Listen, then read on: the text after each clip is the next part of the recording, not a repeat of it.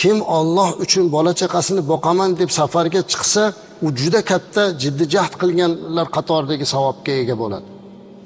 Sahobalardan birlari aytgan ekanlar, men ikkita holatda jonimni olinishidan xursand bo'lardim. Bittasi dinimni, vatanimni, oilamni himoya qilib urushda, ikkinchisi tijorat mollarim orasida degan.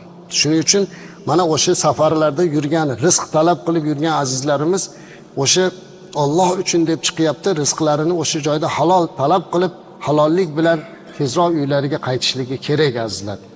O'sha joyda yurganlarning haqqiga bu yerda duo qilib turish kerak. Musofirning duosi mustajab.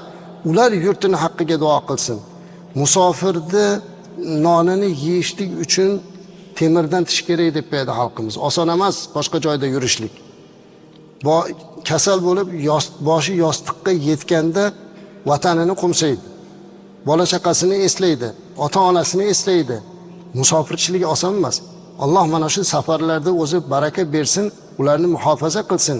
Lekin ba'zan shunaqa bo'ladiki, ketgan maqsadsiz, nima qilayotganini bilmasdan sarson sarkardon bo'lib yurishlardan ko'ra vatanga, yurtga qaytib bo'lish kerak.